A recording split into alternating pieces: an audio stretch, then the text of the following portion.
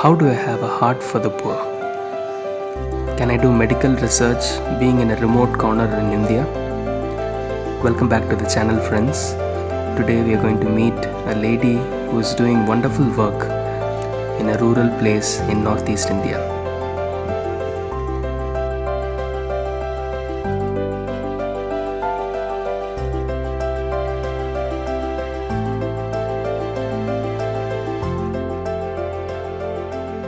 Hi friends, welcome to the channel. To those of you who are new here, I'm a doctor working in India. Today we have with us Dr. Roshine Mary Koshy.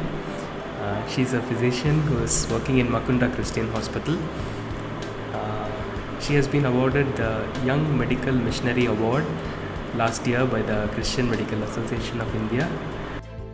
She is the medical superintendent and the senior administrative officer of Makunda Christian Hospital. Let's welcome Roshine to our channel.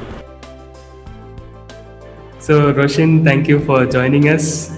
It's a pleasure to have you. You have been busy for the past few weeks, right? You have had a lecture about COVID in mission hospitals, and then you had the Shiloh conference. And COVID has been keeping you busy, I believe. So thank you for giving your time and spending time with us.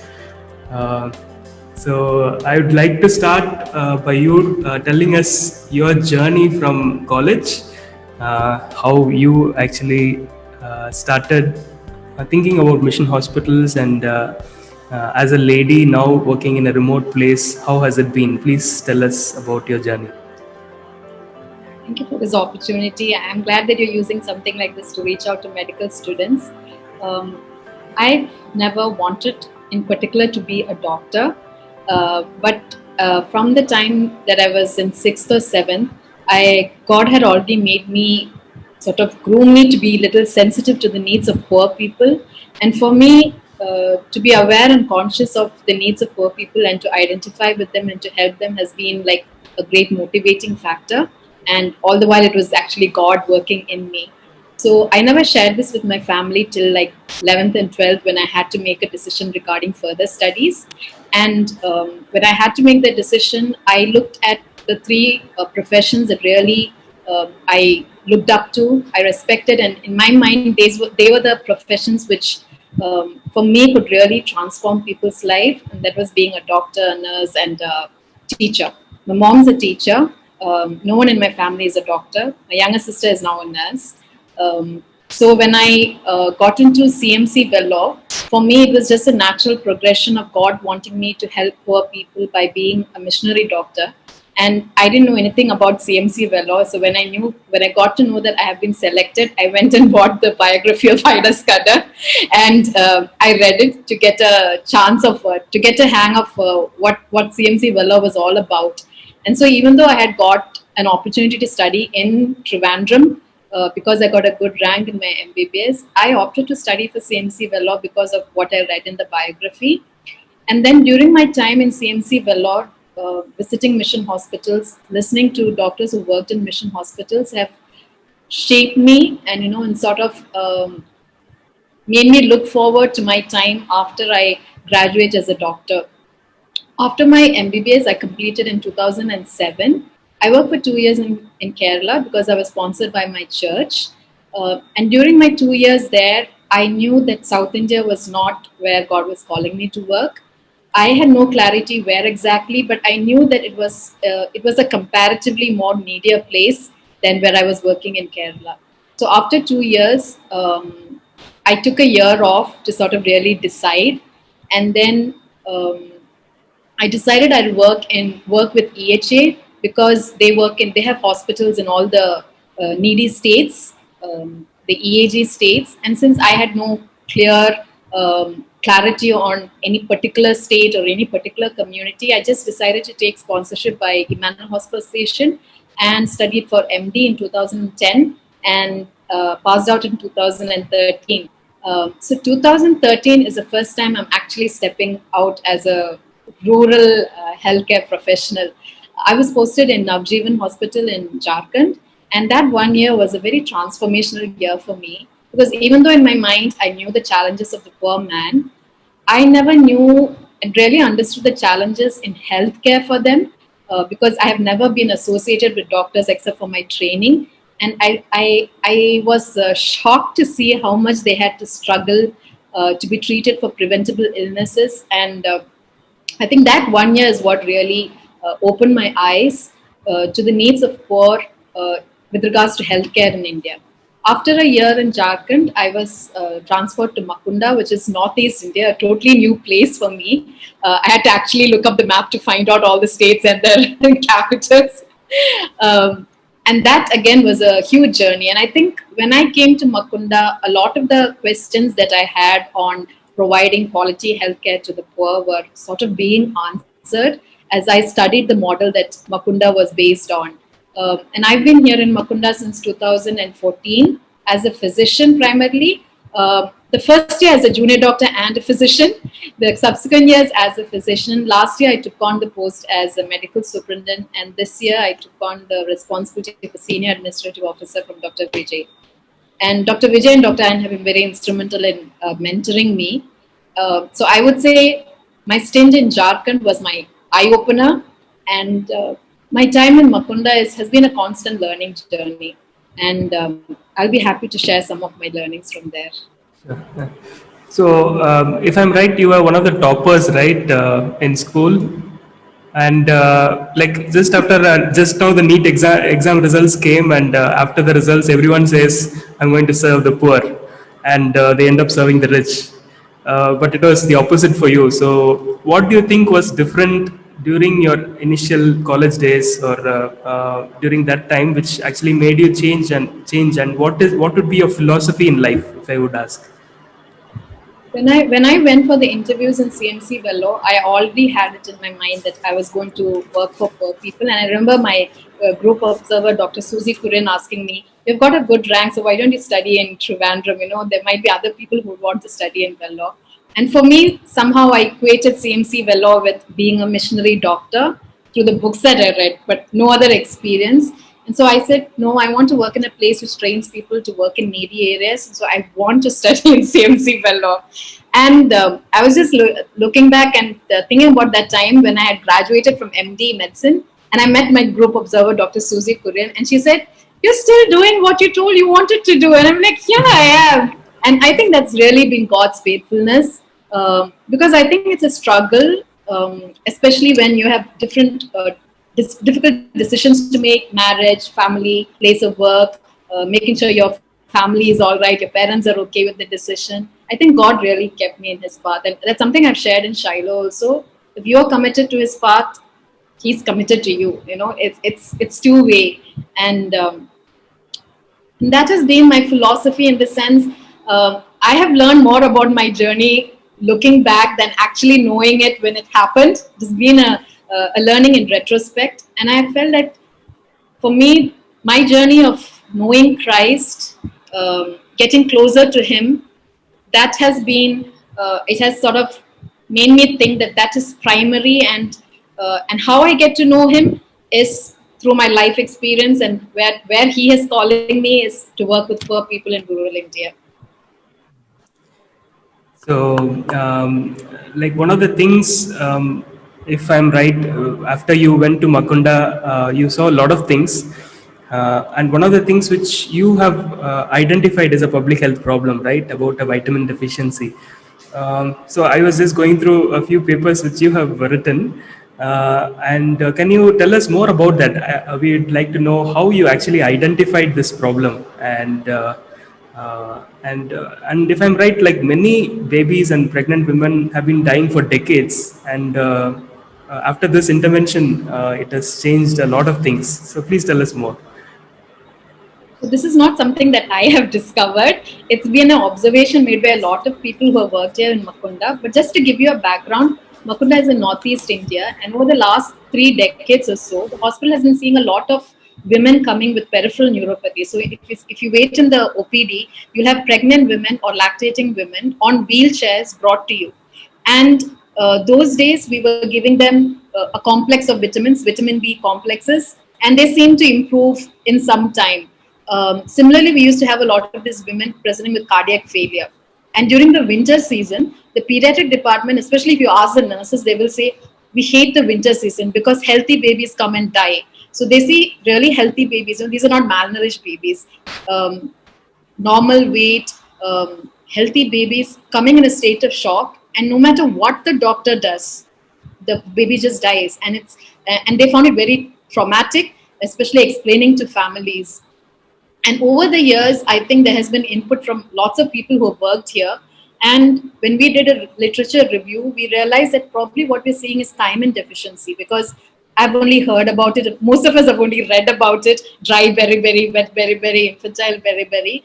And I was actually so shocked when I read up literature, and it says this is the classical presentation. So instead of vitamin B complex, we started giving them parenteral thiamine, and treating an infantile cardiac beriberi baby with vitamin thiamine is like the thrill that you give, the thrill that you get when you give 25% dextrose to a hypoglycemic patient, and he just gets up.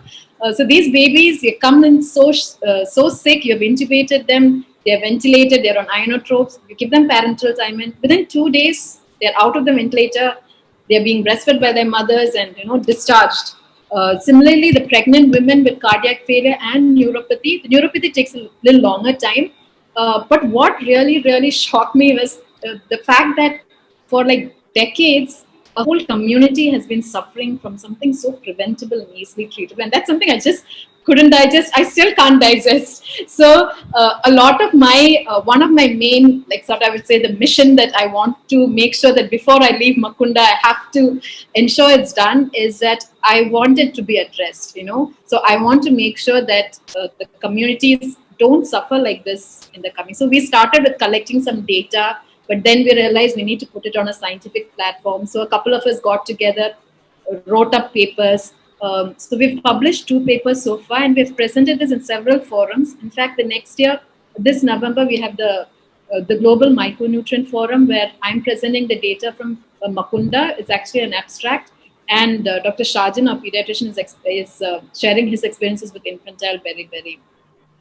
And for me, actually, I don't feel heroic about it. I just feel that sense of, I can't believe these people were suffering for so many years with this problem. And then I realized that just like healthcare is neglected in rural India, research about health issues are totally neglected in rural India. I mean, I'm pretty sure there's a lot of emphasis on maternal and child healthcare, but unless you actually are on site and seeing and observing the community, then you realize, hey, I've never seen this before in Vellore, or I've not seen this in my place of training. And you start thinking about them, reading about them, and it's very satisfying to know that you have been able to contribute to address a problem. And why particularly this community has been having? Is it because they were not eating, and why exactly this community was suffering from this problem? So actually, National Institute of Nutrition Hyderabad is going to partner with us with a study to actually find out the risk factors. But some of our hypothesis is largely polished rice eating population. Plus, they eat a lot of foods which have thiamine inhibitors. So fermented fish, dry fish. So those are all betel nut. Those are all supposed to be inhibitors of thiamine. So what happens is, in certain periods, like for example in pregnancy and lactation, when they need more thiamine in the body, this sort of gets clinically overt thiamine deficiency get precipitated. So that's probably one of the reasons, but it would be interesting to know what the other factors are. So, Roshan, I don't know if you remember, I met you once in the corridors of the wards of CMC. I was quite surprised to see you there because you had already finished. And then you were saying that you had come for training in neonatology. So I was quite surprised because you're a physician. Why would you be treating kids? So tell us more about this, how you had to adapt being in a mission hospital. Yeah, so I have not been a pediatrician all my years in Makunda.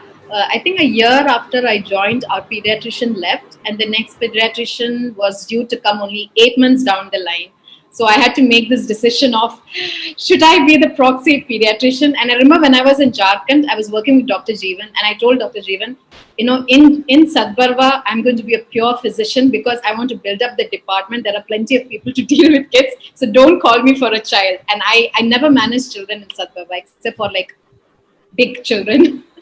But when I was in Makunda and I had to come to this decision, okay, 8 months, what am I going to do? Should I step out into this really scary part? And I am someone who can't handle sick children. I would like to stand 1 kilometer away from them. So one of the things that helped me to make this decision is I asked myself, okay, so suppose we refer all these kids, where are they going to go? And I got a chance to visit our nearest civil hospital, and I realized the worst that I could do is better than what they would get anywhere else. And so I sort of really jumped in. I had to read up all my pediatric doses, and neonates was something that I was very apprehensive about. And so when I went for my annual leave, I asked Dr. Niranjan and Dr. Sridhar were very cooperative, and they said, sure, you can hang around in NICU. So you can't learn the whole of neonatology in like 10 days, but I sort of tried to capture and observe the main things. And so when I came back, I was shuffling between, I was doing both adult and pediatric medicine. But I had a lot of junior doctors who helped me, and I would tell them, what you know is what I know. So all of us, we used to read up books and treat these patients. But I think the best thing that has happened during that phase is it is then that I noticed infantile cardiac beriberi. So just the fact that I could make that change, I feel looking back, it has made it worth it. But I also feel in a mission setup, you need to fill in a gap most of the times. And it is good, even if there is no gap, to train yourself in one additional subject so that if that consultant is not around, you are there to pitch in. So I actually wanted to do family medicine, not medicine. So I remember talking to Dr. Vinod Shah, who was instrumental in starting the postgraduate diploma in distance education family medicine. So I did that course after my MBBS. And then I remember going to his room and saying, I understand the concept of family medicine. I think it's like brilliant, but I want to work in a secondary level setup where there is already a pediatrician and a physician, and I'm not really sure where the family physician fits in. And then during internship, basically, I had fallen in love with medicine. So I decided to do medicine. But the concept of family medicine is very integral to rural healthcare. And I feel as graduates in CMC Well or any other hospital, if you're planning to work in a rural setup, apart from your specialty, it would be good to actually get a bit of training on one other specialty. And that will go a long way to actually help the health team there. Yeah. So, talking about being a physician, many people say that you really have to be a surgeon to work in a mission hospital. And many people say that unless you have surgical skills or a surgeon there, the mission hospital won't grow. What has been your experience, and how do you look at that? I think when they talk about you need a surgical department, they're mainly talking about financial stability. Like you don't look at the medicine department as a department which brings in the finances to sustain a hospital. So I think it's a good idea if you're going to go to a place and start off a new setup to have surgical skills. You can be a physician and still have surgical skills, but I think if you're going to a starting up phase, it's good to have surgical skills because that sort of helps you to start off and then address different other areas. I hate surgery. I have never liked surgery. I remember during internship really running away from all the surgeries, but I can say that I learned all my surgery here in Vellore and a lot of pediatric surgery too. So I would say people who want to start off something new, it's really good to have surgical skills. But if you now look at rural areas, I mean, established hospitals, but they are struggling. Medical care is like such a great unmet need, like more than 80% of problems that they have or 90% of problems that a community has is what a general physician can treat. They don't need to go to a tertiary center. And I think a good secondary care health facility is like a very vital link to the referral system. And actually, that's what I see here in Makunda too. Like, even though we are a private hospital and our partnership with the government is mainly in maternal and child health care, we are the only hospital which has an ICU. And I can very confidently say that except for dialysis, we do everything that the medical college does. So we are actually a referral point, and for a poor man it makes sense that if they have a really good hospital which can provide them critical care and general physician care instead of having to travel 165 kilometers to a tertiary setup. So now, at this point of time, we should definitely be talking about COVID because COVID is everywhere. And well, if you look at the statistics, I've just got a few names of leaders. The countries which are doing well, all of them seem to be women. Germany and Angela Merkel, New Zealand, Jacinda Ardern, Denmark, Mette Frederiksen, Bangladesh, Sheikh Hasina, and Makunda is going to be you, right? How is Makunda No, doing? I And actually think probably all those countries have a good, they have really stressed on public health initiatives. So I think that is really where it mattered. And for us in Makunda also, the biggest thing, the most difficult thing to change was habits of patients, behavior of staff, um, mask, social distancing, good hand hygiene. So I think COVID is here to stay. People are saying now it's going to be a second wave. Who knows? There might be a third or fourth wave. So we have to learn to live this way. And I really hope that this will um, uh, make sure that public health in India is strong, because this disease obviously does not just affect one particular community, it affects us all. And it's important that we lay a good foundation for public health. In Makunda, I think it's has been a really a just like for everyone else, it's been a good learning experience. We have a lot of discussions among our doctors, and I remember the first discussion that we had was I remember talking to Dr. Vijay about this, and Dr. Vijay was talking to a few groups about how NGOs can come, how NGOs can help with critical care management of COVID patients, and how there are CSR opportunities to start off critical care services. And I remember looking at Dr. Vijay and saying, like, we are in a district where 284 women die during childbirth for every 100,000 live births. So these are preventable deaths.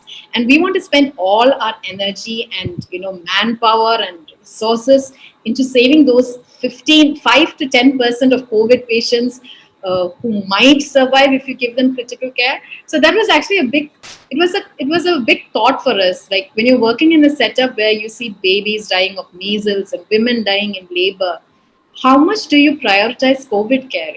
Most of COVID care is just symptomatic care, except for that smaller percentage where you need critical care. In that respect, I think we have been really blessed. We have a college of nursing which was due to start but hadn't started because the COVID came. So we had a separate building which is away from the main hospital. So it was just for us kind of starting a COVID ward in a different building and training our staff for it. And so we could really make sure that non COVID work is not affected at all. so I've been talking to a few of your juniors, so they have some comments. I'd like to read it out to you. So one of the junior doctors had said, "You have a book named Introvert Doodles." Is that right? So yeah, tell us about it, please. Mithun was saying that you So, have that book. yeah.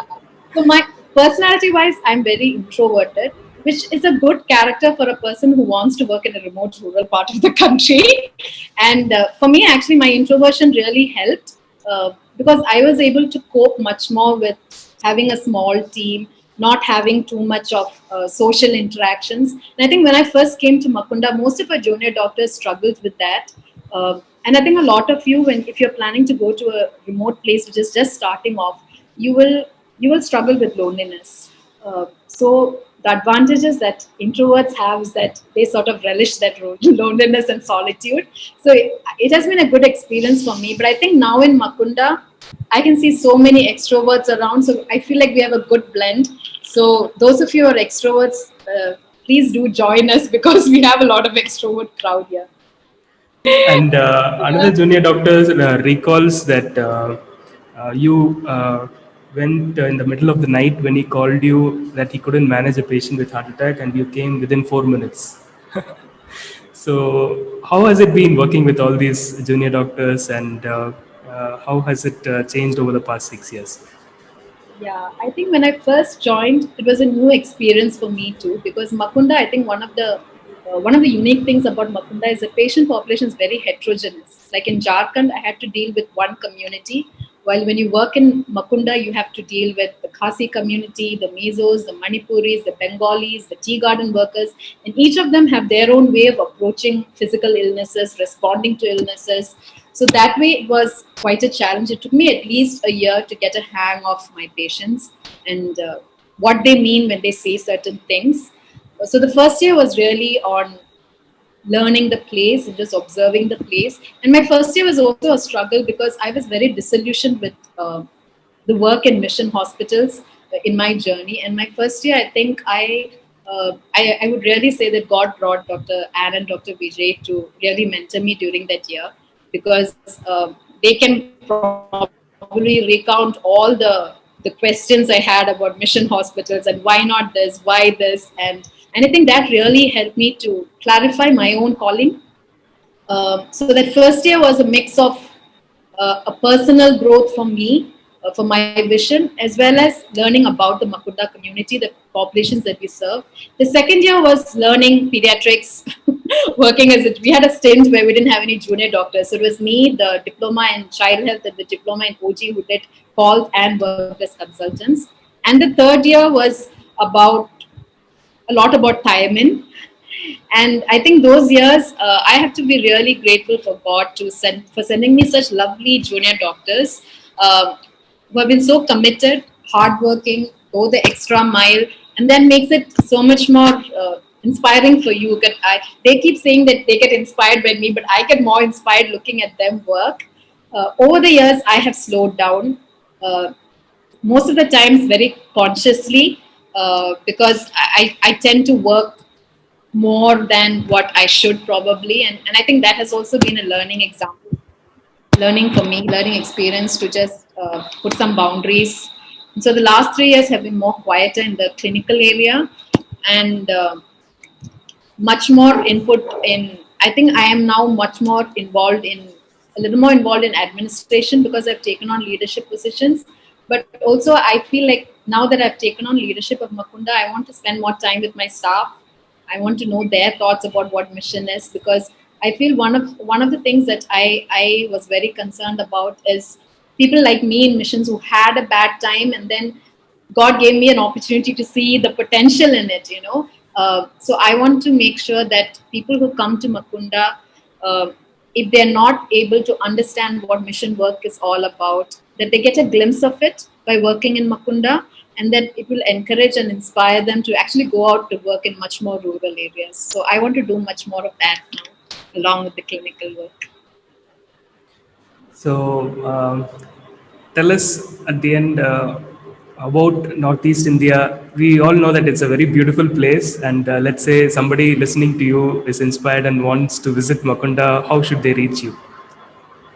Northeast India is a totally different world, and I have fallen in love with this place.